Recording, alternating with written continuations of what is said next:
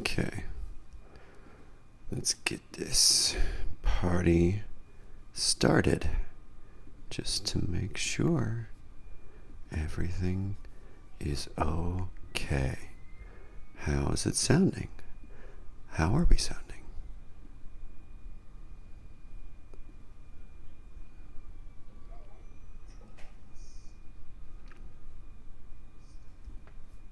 Okay, I think we sound good. I'm just going to share this on Twitter/X, and then we will be on or off, I guess, to the races and see how that goes. How fun. How very fun.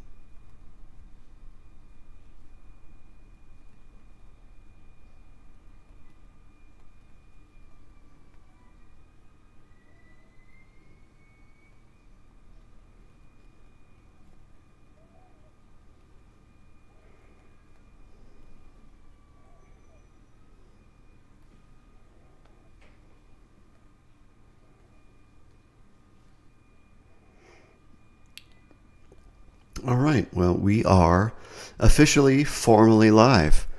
Welcome, everyone. This is UnShrink Me. This is a weekly podcast about the goings-on in therapy, clinical psychology, psychiatry, etc., and related mental health flavored things with the pure and sole purpose of providing a useful critique of ideas that are popularly discussed at the mainstream level of things and the things that are not so mainstream, so that you, the consumer of this podcast, the consumer of other podcasts, the consumer of psychotherapy services, coaching services, psychiatry services, treatment services of all kinds at every level of care in every location.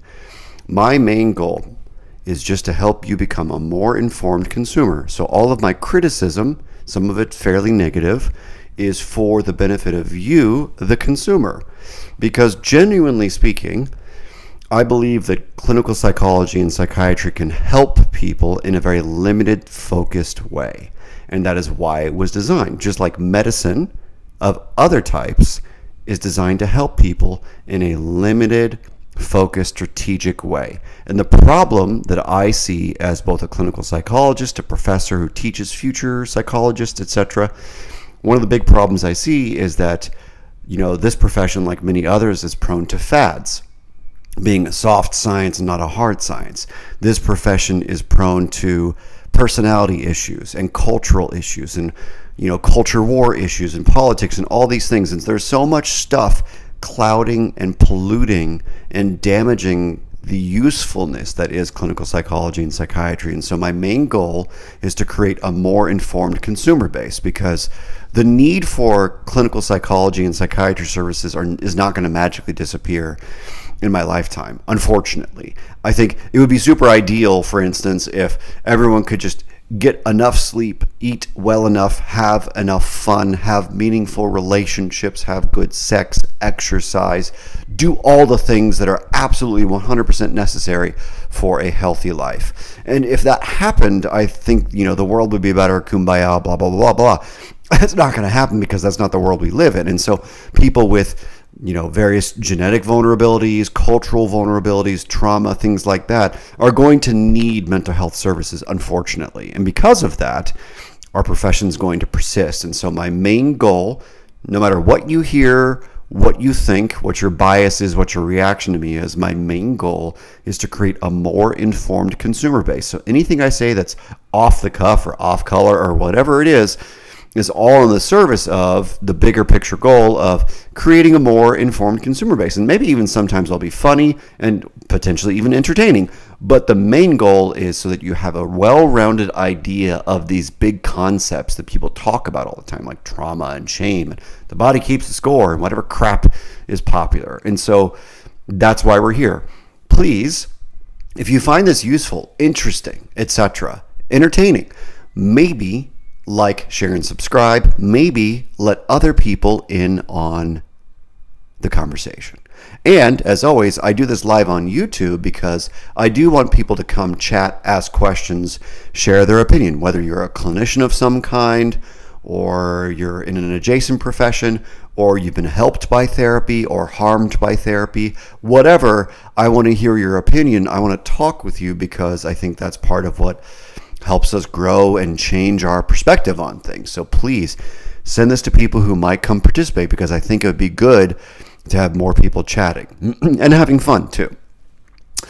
As you all know, I am Dr. Patrick Lockwood, but for the purposes of this YouTube channel, I'm just Patrick because I'm not acting, technically speaking, in my professional capacity. So please don't sue me, and if you want to sue me, oh, fuck off. As you all know, this podcast is informally, not technically sponsored by Celsius. It's so good. It's probably terrible for me. It's probably giving me kidney cancer, who knows what, but Celsius, I love you so much. Thank you so much for being a big part of my energy throughout the day, etc., etc. And it's tasty, so that's awesome. Big shout out to Celsius, even though I have no formal relationship with them, etc. Okay, so without further delay, it is time to get to the topics of today. It looks like there's 3 kinds of things we'll be discussing today. And so one of them is empathy, which I'll try to end this discussion with today, if I get to it. I'll also be talking about AI and adolescence, because there's a couple of interesting news stories. One in particular I'm going to spend some time on. And then we will also be talking about, what else do we have on the docket here? Education, therapy culture, kinks in Glenn Greenwald, etc. Okay, so let's start with the first things first. Oh, laziness. This should be good. Okay, so let's go with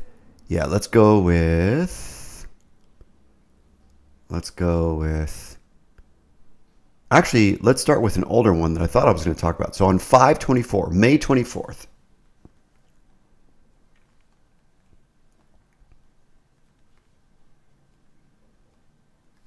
Here we go. So Dr. James Davies is someone that I've discussed his tweets before in a somewhat agreeing, somewhat disagreeing manner, and this will be no different. So Dr. Davies on May 24th, about a week ago, said, "Therapists who do not listen and learn collaboratively and dialogically, but who instead impose their prefabricated ideas, advice, and meanings, do not heal people. They manipulate them. They do not help liberate, empower, or enlighten. They oppress." So there's actually a lot in Dr. Davies' tweet here, and I just want to try and cover as much as I can. So he's creating a dichotomy. He's creating like a division between 2 thought processes. So thought process 1, as I understand it from his tweet, is that there are therapists who do not listen or learn collaboratively. So they're not collaborators in spirit. They're wise sages who know things and who are brilliant or smart or whatever. And so they impose, as he says, their prefabricated ideas, advice, and meaning. So they have a preconceived notion about the patient, and this preconceived notion is driving their behavior, what they say, and they're not really listening. They're not really collaborating. They're pretending to listen and pretending to collaborate. And so here's what I'll say, Dr. Davies, as I've said before about some of your posts.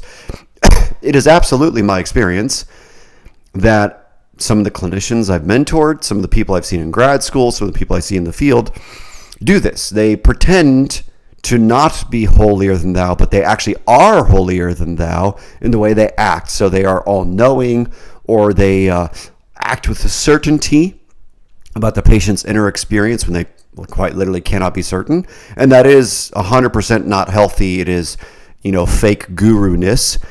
And so I would agree that those are the people who do not help liberate, empower, or enlighten. But I want to pick on that sentence for a second. So he says those guru type people do not help liberate, empower, or enlighten. So here's the deal. As a licensed clinical psychologist, my job is not to liberate people. It's sometimes to empower people and sometimes to enlighten people. But even the framing I find problematic. And the reason's very simple. For those of you who've either never had therapy or never had good therapy, let me explain this to you as simply as I can. It is not okay, in my opinion, to act as if we are the ones doing the thing to the patient. And so the way he has this phrased, now it's a tweet, so it's textual. I don't know if he would say it differently in person or whatever. So forgive me, Dr. Davies, if you're not implying this. So here's what I'll say. Good clinicians, people who are actually competent therapists, regardless of degree or training, if you are the one helping to empower or liberate or enlighten, like you're doing the thing to the person, then I think you're doing it wrong, because that's that old school physician model of therapy where like you're the patient who is sick and I'm going to give you a pill and treat you. And that's not how it works in therapy, because therapy is, like you said earlier, a collaborative relationship. So I am not empowering people. I'm having a focused conversation where my hope is if they need to feel empowered, that they do eventually feel empowered by something they learn and they discover. Now, I might say something encouraging as a therapist, but that encouragement is not necessarily with the direct implicit idea of empowering people. And so I want everyone to understand me clearly what I'm saying. I'm not some magical guru who can enlighten you or empower you or liberate you. I don't have that kind of power. I'm not that smart. I'm not that rich. I'm not that whatever, like superlative. I'm not that thing. I can't enlighten you. What I can do is have a thoughtful, collaborative conversation with you where I, as just another regular person with some training and some skills and some knowledge, can help you explore, look at defenses, look at ignorance, look at bias, look at shame, look at various types of emotional problems that might be keeping you stuck in some way. But I'm not the one unsticking you. You are the one who is making choices about how you talk to me and collaborate with me. You are the one who is either agreeing with what I'm exploring with you or disagreeing. You're actively trying to do something with me. And so as two equally active participants, we are doing something together, but I am not enlightening you. So I do take issue with the way in which he wrote the last sentence there. I get the idea that we should be collaborative, but then there's this other word he used, and I'm about to say something that's very politically incorrect, which is the word manipulate, is what he used. He said that these guru-like therapists, they manipulate people. Well, I have news for everyone in therapy. If you're a psychiatrist, a psychologist, an MFT, an LPCC, an LCSW, or whatever your degree level, it doesn't matter, you are manipulating people. Therapy is explicit manipulation. It may not be Machiavellian, deceitful, nasty manipulation, but it is manipulation. All psychotherapy of every genre, be it Freudian or analytic or dynamic or object relations or CBT or ACT or DBT or whatever, every type of psychotherapy is manipulative. You are having a type of relationship where you're paying someone to manipulate you. Now, the main difference is there's this thing called informed consent. So informed consent, if it's done correctly, ethically, etc., what you're trying to tell the patient is you are paying for these services with me where I'm going to attempt to manipulate you in a way that you agree to, right? And it's actually no different than like personal training at a gym. If a personal trainer, if you pay them and they tell you exactly what they're going to do with your body, they're going to correct your posture. They're going to correct your form. They're going to give you explicit advice about how to lift the weight or how to move your body. So they're going to literally, with their hands, that's what manipulate means, they're going to move you with their hands. And so good therapists who do informed consent correctly will have a crystal clear discussion about the ways in which they are going to attempt to manipulate you with your permission. Good therapists are not fucking magicians. They're not doing something behind the scenes to manipulate you. When they're like, look over here, you're okay. No, right here, this is what's happening right now, but don't worry about the stuff that's happening over here to the left or underneath the table here, right? Like, good therapists are not magicians. But the problem is many guru therapists in particular are pretending that they're not manipulating you, whereas ethical therapists are 100% clear, 100% clear that they are manipulating you in a consensual way with fully informed consent. And this is where even the average clinician, who is not an evil person or some Machiavellian person, actually becomes rather manipulative. Because the most mediocre average of our profession actually are extremely manipulative without knowing it. They're not aware of their countertransference. They're not aware of their biases or their culture. And so they are in denial about the ways in which their feelings, their needs are being acted out with the patient, and they are manipulating the patient without their informed consent. Now, those last two sentences that I just said are probably going to piss off so many therapists and so many people in graduate psychology and psychiatry, etc., but it's true because the average person is average, right? And so what everyone needs to understand is I'm not trying to say that most people are Svengalis or magical gurus who do therapy. Some are like life coaches or psychiatrists who think they're amazing or whatever it is. But the vast majority of people who are engaging in non-consensual manipulation are people who are not aware of their bias, the people who are not aware of their countertransference. And that's actually very normal, because most people who do the work are actually not particularly insightful, not particularly healthy. And so it's really important for you, the consumer, to ask questions about how healthy your therapist is, because you should be getting your money's worth. You should be taking care of yourself. You should be curious about the degree to which the therapist has worked on their own issues and is capable of having a relatively unbiased experience with you, where they're aware, the therapist is aware of their countertransference and aware of their bias and aware of who they are and how that shapes the way they show up with you.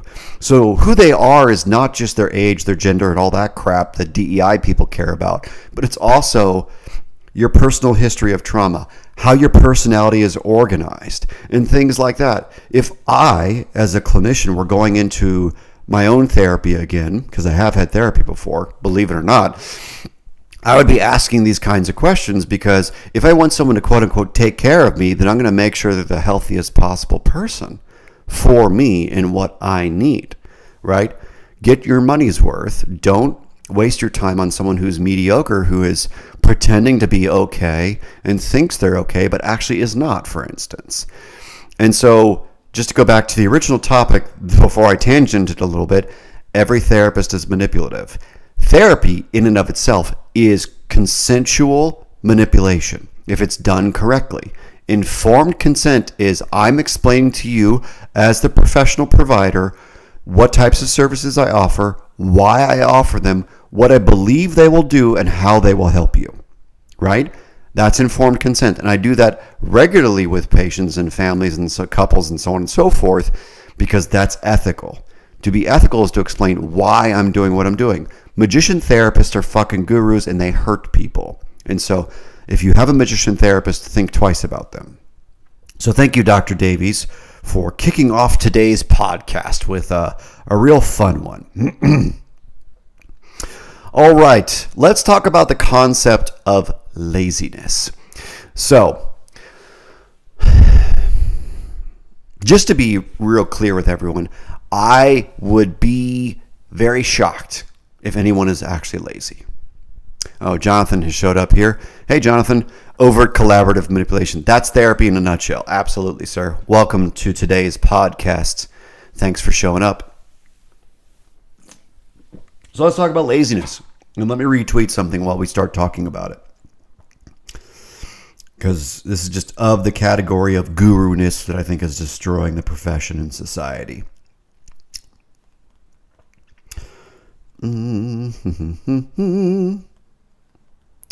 Hope you're all having a good day. All right, 6 days ago. 6 days ago, I found a post by some person I've never interacted with before named Dr. Bob Bear, B-E-A-R-E, and his handle is at D-R-B-O-B-B-E-A-R-E. I don't know who he is, but this is one of those Instafluencer kind of people. Whatever. So he posted a tweet with text and with a picture of Dr. Gabor Mate, famous Canadian psychiatrist, book that says, When the Body Says No, The Cost of Hidden Stress. So here's what and I have all sorts of things to say about Dr. Mate, but we'll get there in a little bit. Dr. Matcha Latte. So Dr. Bob Baer's post specifically said 6 days ago, which I just retweeted, you're not lazy.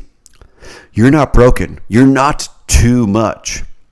You're carrying unprocessed trauma in your nervous system. And until you heal it, everything will feel harder than it should. Here's what trauma is and how to begin healing today by a PhD psychologist, in parentheses. And it's this thread of like, I don't know, a bunch of tweets, probably 10 or 12, where he promotes his podcast. And God bless, if you're going to promote your podcast by leveraging a famous person like Dr. Mate, awesome. I have no problem with that. But like, let's talk about this. Let's talk about this with as much detail as is possible here. So here's the deal. The word lazy, right, is such a misnomer for so many things. And it's misused and abused, especially in therapy land, which is the world's worst theme park, by the way, to mean so many things. So let's look up the dictionary definition of lazy. Laziness is, quote unquote, unwilling to work or use energy. Another version of it is placed on its side rather than upright. Let's take a look if we can get to Merriam-Webster. All right. Lazy, per Merriam-Webster, is disinclined to activity or exertion, not energetic or vigorous.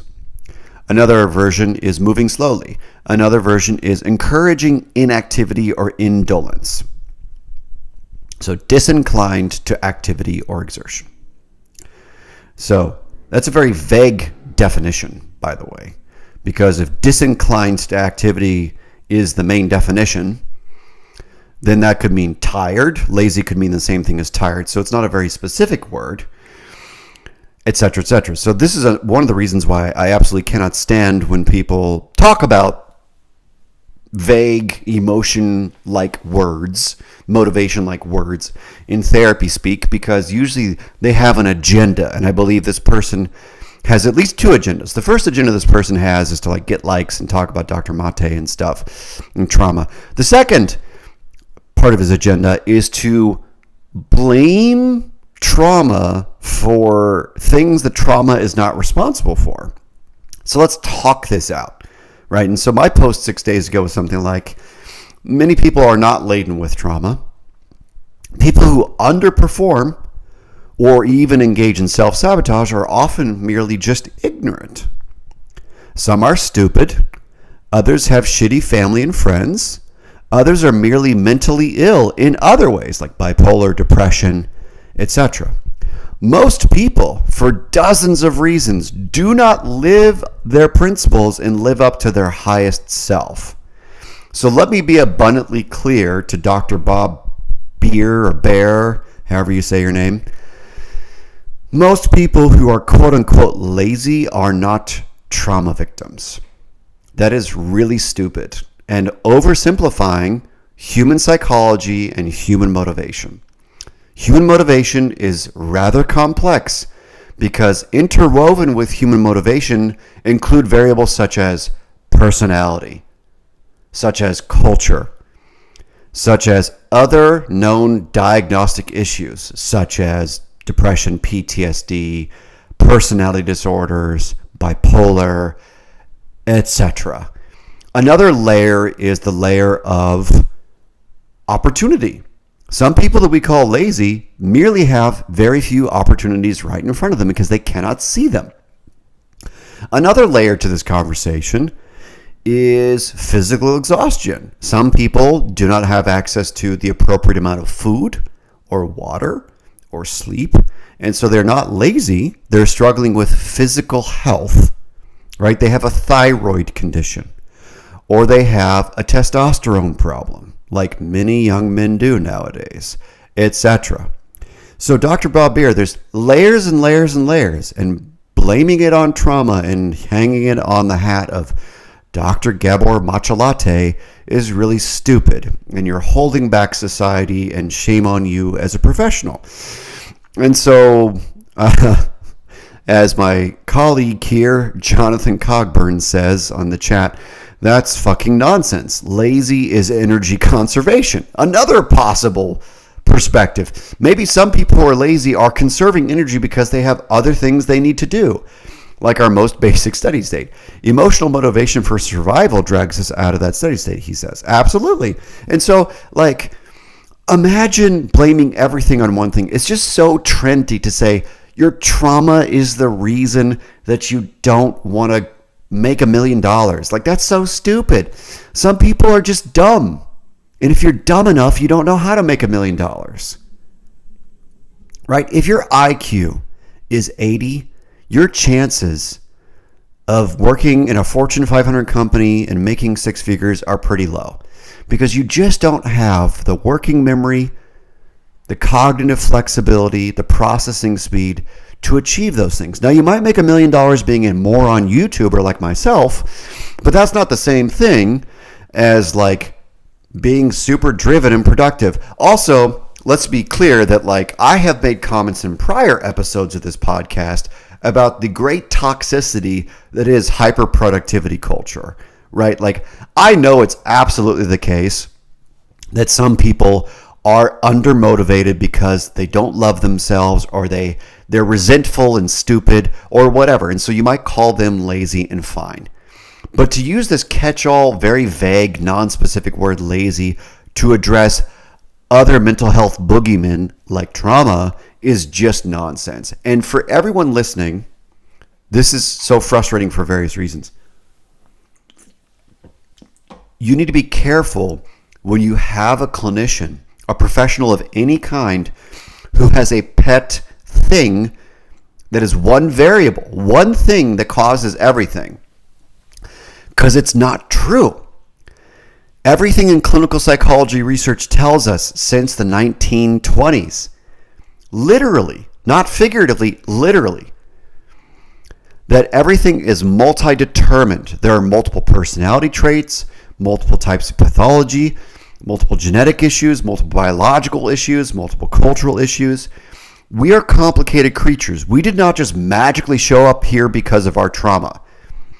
Narcissistic personality disorder is a huge problem for people who have it.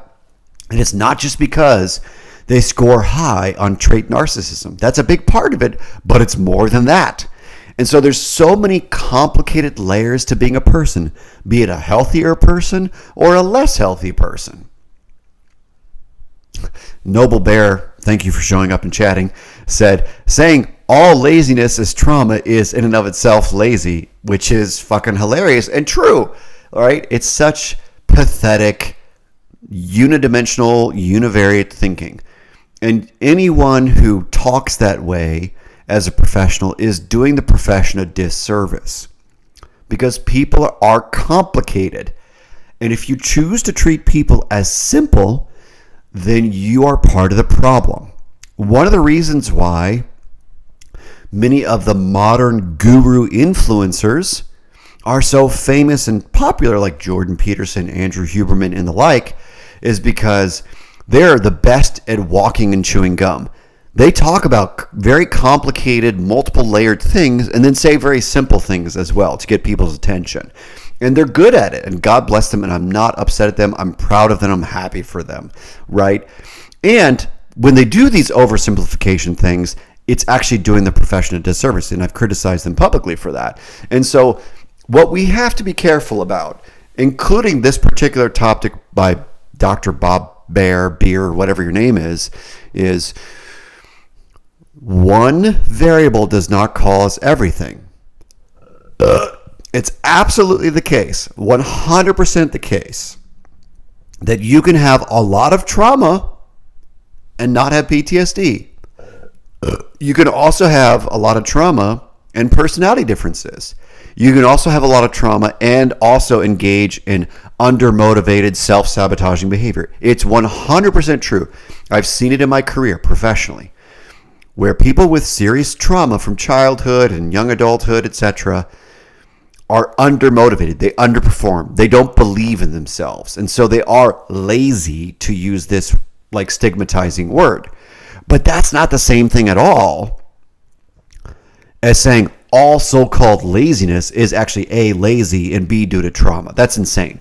There's no way that's true. And so I really hope that everyone who sees this, if you're struggling with motivation, especially intrinsic motivation, the motivation driven by your wants and your needs, your values and your personality and things like that. Like, if you're struggling with motivation, it's not because of your trauma. 99% of the time, it's probably due to a bunch of things. And perhaps, in some limited cases, trauma is part of why you're undermotivated. You're afraid. You're protecting yourself, as Jonathan just said.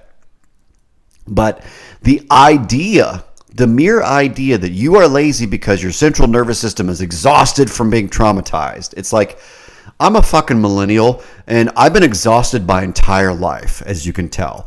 Because like 9/11 and 2008 financial crisis and the fucking pandemic and student loans and all this crap. But you know what? I'm actually not lazy. Yes, sometimes my central nervous system is kind of desensitized and burnt out, and that happens, and that's normal. And I'm grateful that I get to do the things that I do, including this podcast and talking to people and chatting and having fun and being critical and all this stuff, because it's a luxury, it's a privilege.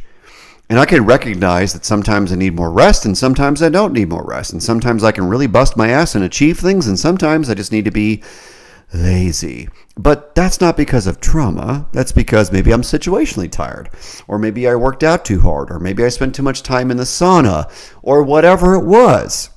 Maybe I just didn't sleep good. But it's not trauma. And so when people write these pop psychology books and they try to blame one thing, that's a problem. Like, I wrote a book called The Fear Problem. I've almost never brought it up. Do I even have one here? Yeah, it's up on my bookshelf if you can see it back here. Right there in yellow with the exclamation point. But like, I wrote a book called The Fear Problem. You can listen to it as an audiobook for free on YouTube. Feel free to go listen to it. It's great. Now, just the title says The Fear Problem, which means that I'm blaming fear as the problem. But that's actually not true. If you read my book or listen to it, what I go through are the various layers of societal problems and social problems and personal problems and cultural problems that promote a greater fear response in many different situations, especially politically. And so I'm not blaming fear at all. Fear is perfectly adaptive and useful. What I'm blaming are all these layers, multiple layers that get us. We have cultural problems and personal problems and all these things. Xavier Bonilla says, but how do you know it's not trauma that lives in the body? Oh, fuck you, Xavier. I love him, by the way. And so there's all these people who have these very simple one-size-fits-all problems with one-size-fits-all solutions. And that's not how humans work. That's not how psychology works. That's not how psychiatry works. That's not how therapy works. We are complicated. We can't possibly know. It's impossible to know all the layers, but to the extent that we can try to know, that's better. So please, for the love of God, for the love of all that is holy, for your mental health, for what matters to your well-being, if you are going to find an influencer like myself or a therapist, a professional of some kind, if you find them online and they're doing this thing where they blame one variable, it's only trauma's fault. You should probably ignore them because they're selling you something. Now, I'm explicitly selling one thing and one thing only, which is skepticism. Now, if you'd like to buy my book, that's awesome. I don't really care. Listen to the audiobook. Give me a listen. But for the reality of it is, most people who have these super trendy things that are mostly engagement bait, like trauma's the reason you're dying, like, that's engagement bait. That's a way to get you to see them as popular and powerful and smart. Whereas I'm perfectly clear that I'm neither popular nor powerful, not very smart. And so that's why I'm here dressed in a coat and a jacket and shirt and all this stuff to at least pretend that I'm professional, even though I'm clearly not. And so what I would hope for everyone is that you ignore these people and put them in the not very interesting, very useful pile because they're trying to sell you something. And when people are trying to sell you something, they're not really trying to help you. Okay? Let's see, I missed a couple of chats while I was ranting here.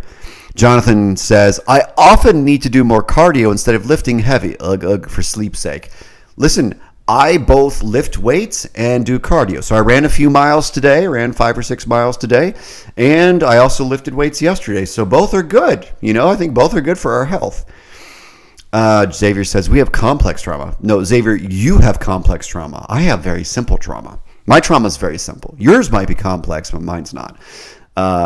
Let's see. Noble Bear says, Robert Sapolsky warns against putting everything into the single bucket of your specialty. It creates real and dangerous distorting effects. Absolutely. I think Sapolsky is 100% correct that there's so many people that go to therapy for things that are not therapy material, right? Like, if you're in therapy because you don't know where your life is going or something, it probably has nothing to do with a diagnosable mental disorder. It's not that you necessarily can't get something out of it, but like a midlife crisis is not justification for psychotherapy. You certainly could if you wanted to, but I don't encourage it. I encourage you to figure out what matters to you as a person and maybe have healthier relationships and maybe find some higher order meaning in your life, which does not require therapy at all in any way, shape, or form. In fact, the vast majority of people that are in therapy probably don't need it at this point. But the people that go to residential programs or treatment centers might need it. Maybe don't need it as intense a program, but I don't know. So here's what I would say. Please, for the love of God, ignore the influencers who say, there's this one problem that you're not addressing, and if you don't address it, you're going to die. They're just full of it. They're just trying to sell you something. They just want engagement. And there's nothing wrong with wanting engagement. I do not begrudge people wanting to become more popular or famous or more powerful or influential, whatever. I don't care. I just genuinely don't care. But do not take them seriously as actual professionals who are trying to actually solve various real clinical problems, right? So trauma is not causing everything under the sun that is your illness. Likewise, depression is not causing everything under the sun that is your illness, right? So please, look at yourself with respect. Treat yourself with the respect that you deserve as a patient, as a person deserving of help, which is to look at yourself as a complicated person who has layers like your personality and your culture and your age and your gender and your history and all the things that go into what make you a different kind of person. Okay? Xavier Bonilla says, Huberman told me that if I go outside and stare at the sun every morning for 15 minutes, it helps my circadian rhythms, and he's a neuroscientist. Yes, he is a neuroscientist, and he did say go get some sun, for sure. I think staring at the sun is probably bad for you. Now, I'm not a physician. I'm not an optometrist, so don't sue me or anything, but I'm pretty sure, I'm almost 100% clear that staring at the sun is bad for your eyes. Now, I could be wrong about that because, again, I'm not an optometrist. I'm merely just a psychologist and a professor. So in my limited understanding of how the human eye works, I have this bias that maybe staring at the sun is bad for you. But who knows? Maybe there's going to be a brand new study that says the sun is going to fix your nearsightedness or something. I don't know. Yeah, there's so much crap out there, and it's so hard to wade through all of it. And so I don't begrudge anyone who likes these influencers. I think the people like Andrew Huberman and Jordan Peterson, etc., are actually great for society in general, despite my criticisms of them, because they're trying to do useful things that other people who are not as popular are not trying to do. I think they're better than anyone in the news media. I think they can all go fuck all the way off. And so, I would rather the Andrew Hubermans become more popular than the CNN news anchors or the Fox News anchors. I think those people are trash and garbage. I think politicians are garbage. And so I would much rather there be dozens of Andrew Hubermans who are mostly on the right path but exaggerating findings compared to Jake Tapper or any of those garbage news media people, right? So I don't know. I mean, I have my criticisms, but they're not bad people inherently. And I think we're all prone to grifting and we're all prone to being gurus and stuff. And maybe they'll hurt some people and then maybe they'll help some people. And so my hope is that the help outweighs the hurt, which is why I started this podcast, because I want the degree, the percentage of helping to outweigh the hurting. And so please do not take single issue clinicians, Instafluencers seriously. They are trying to sell you something. They are trying to get famous and not actually help you. So please ignore them. Thank you, Dr. Bob Beer, for the grist for the mill today. I will stop railing about your post. I don't know you, so I'm not angry at you. I just don't like your post. All right, what is next on the agenda? Let's talk about Nick Tabor real quick. All right, so Nick, Nicktaber, posted something 5 days ago. Just retweet it right now.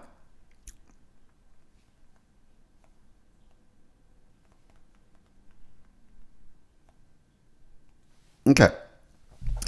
So he said, I think the perspective of most child psychiatrists is essentially like, well, this child clearly isn't feeling well and is struggling. If medication can make things better for them, then why shouldn't we try? He says, sounds fair enough. And for all I know, maybe that thinking is appropriate some of the time. But a lot of the time, it actually amounts to something very deranged and harmful. Because the problem doesn't lie within the kid. It lies within the environment. And so you end up just screwing the child's natural body chemistry in their brain and shaping them to fit into the environment. The kid's emotions and behavior are the way they are for good reason. They are sounding the alarm on how the environment is sick, like the school system, like the families, and so on and so forth. And so Nick Tabor, I completely agree in so many ways. I am appreciative of your post. And the reason I'm appreciative is because many childhood conditions can be helped by medication. So for instance, it has been my experience that kids that actually have ADHD, which is a very rare, small percentage of kids, can be helped by stimulant medications. But again, I'm not a psychiatrist, so don't sue me or whatever. But many kids with emotional issues or behavioral issues or both are actually, as Nick said, not mentally ill in the way that psychiatrists and psychologists think they are. Many of them do come from really shitty families with shitty boundaries or very terrible school systems, as most of them are, which I've railed about before on this podcast. Also, to be fair, much of the ordinary human failings of families and parents and siblings and schools are ordinary human failings. We live in a sick and broken society. We do not live in an ideal society. We never have.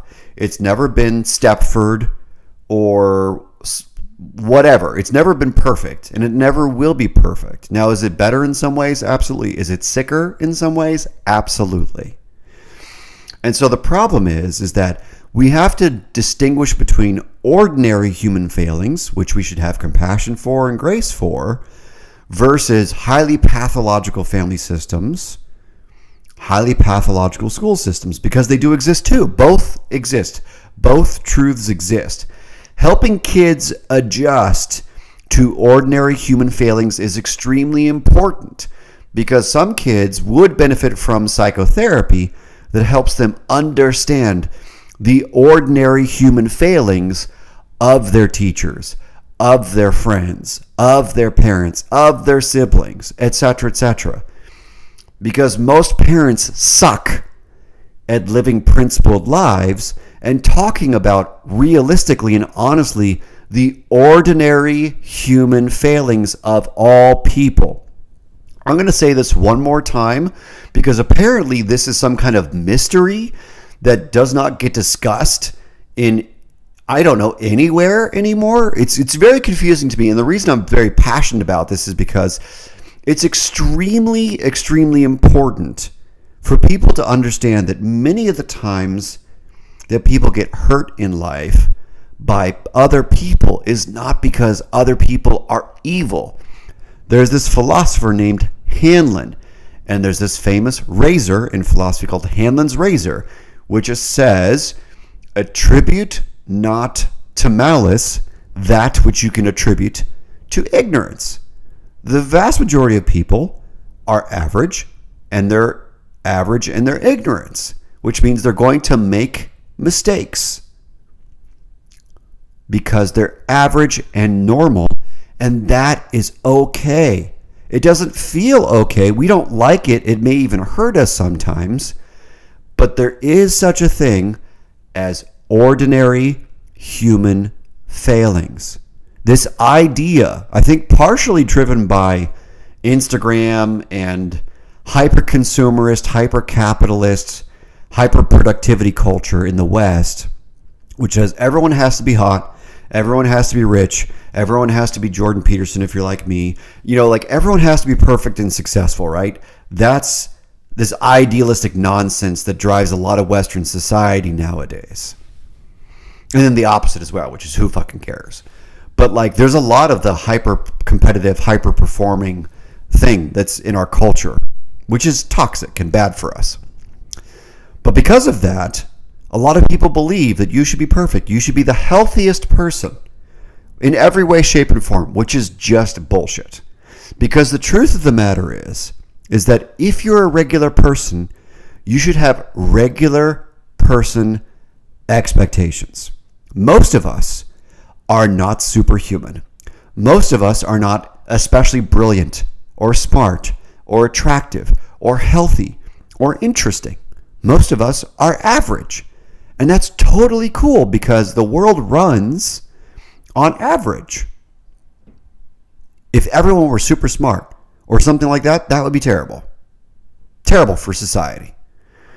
So, because most of us live in the 67% in the middle of the normal curve, that allows us to have a functional, typical, normal way of functioning. We need a norm to be okay and to have social cohesion and not destroy each other. And so the idea that kids in particular are supposed to be above average in every way, shape, and form or tolerate the intolerable is a problem. But then the other problem that Nick Tabor's post is pointing to is the idea that ordinary human failings are extraordinary. So I do believe some kids would benefit from learning to manage their anxiety, their shame, their fear, their depression, their sadness in therapy, learning to tolerate the ordinary human failings of ordinary people in their life. But then it's true, as every family therapist will tell you, that there are very sick families. There are very sick school teachers. There are very sick priests. There are very sick sports coaches, etc., etc., etc. And that promotes more psychopathology. So those people do genuinely need individual therapy and family therapy. So please do not confuse ordinary human failings and ordinary suffering and stress with extraordinary difficulties. And Nick is correct about that. Now, some people might benefit from meds. Some kids might benefit from meds. But a lot of kids are going through ordinary struggles in a very sick society. So let's normalize learning to tolerate and overcome the ordinary human failings of ordinary people. I cannot emphasize enough how it's okay for people to have normal stress and it not to be life-threatening. All right. Doing good on time, getting through stuff. Thank you all for chatting. It looks like Miss Pagina Omukalon is here, which says, is this the Black Fatigue Sessions? I don't know what that means, but welcome. All right. What's next? Oh, speaking of ordinary human failings, here's one of my favorite people on Twitter, genuinely. I'm not going to spend a lot of time on this one, but I like her a lot because she says provocative, interesting things.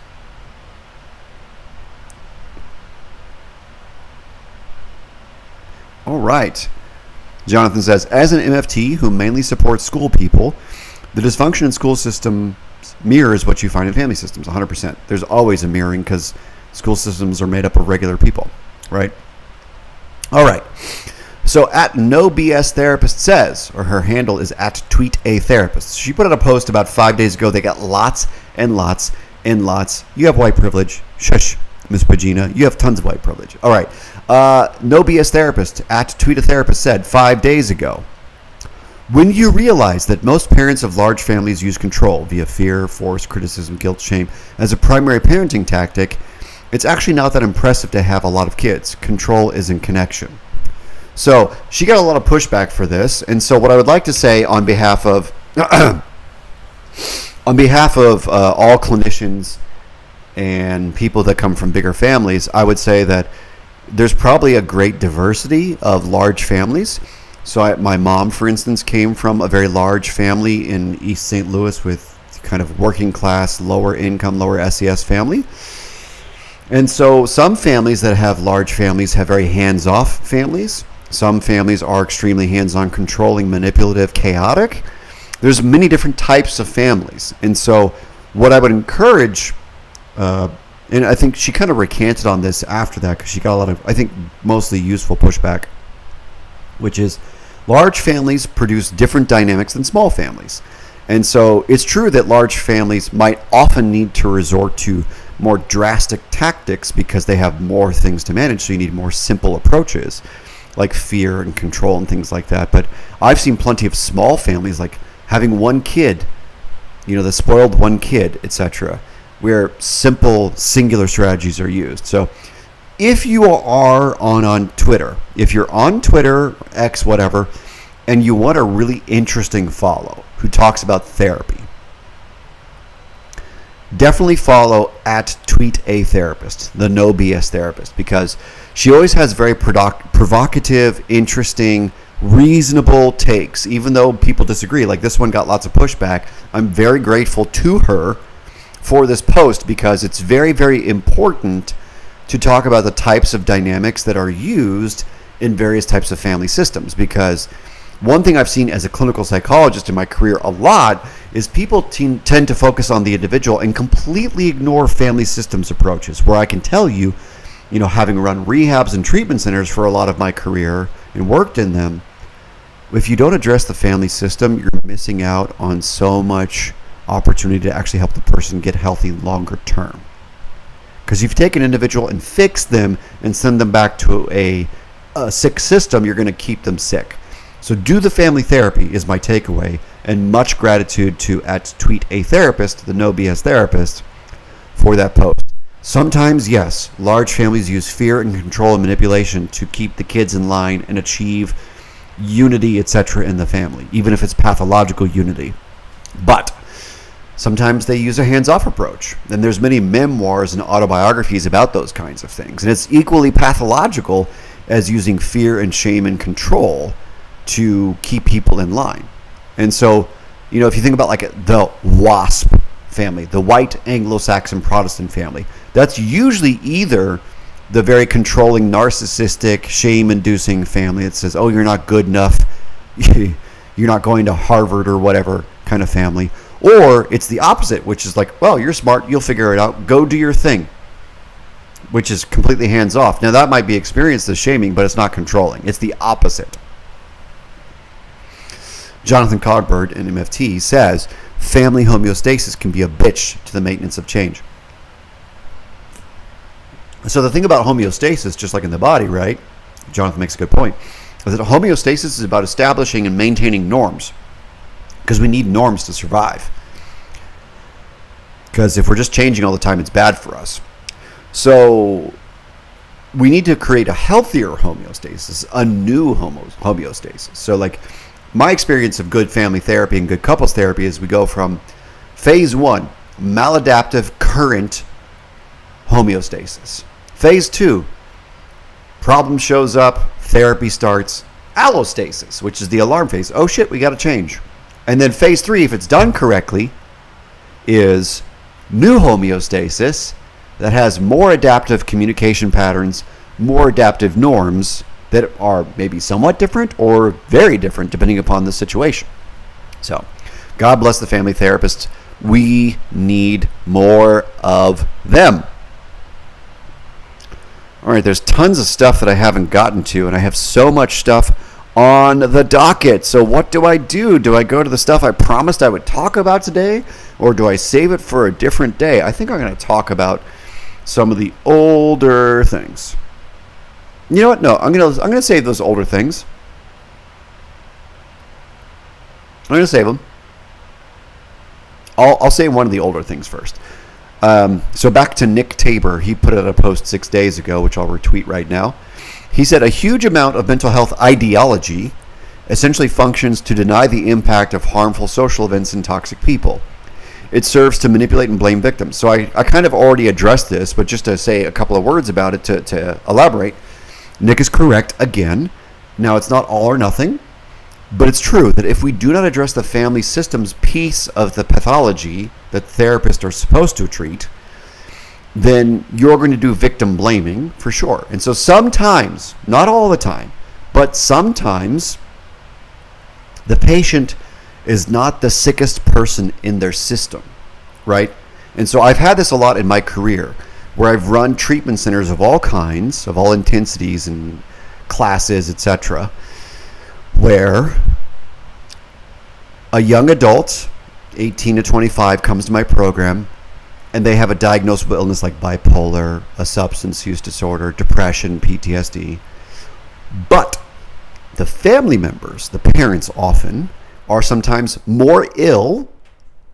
They have untreated trauma of their own. The parents have untreated PTSD, bipolar, personality differences that are way more problematic and maladaptive than the actual identified patient's behavior.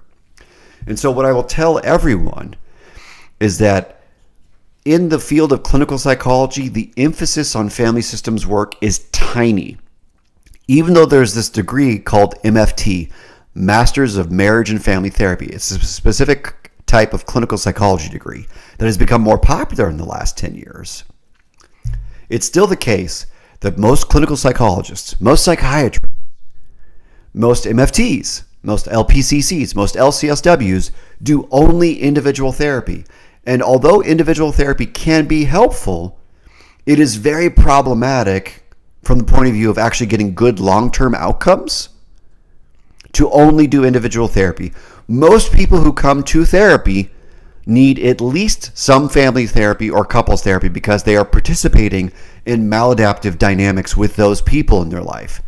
Their friends, their lovers, their spouses, their parents, their siblings.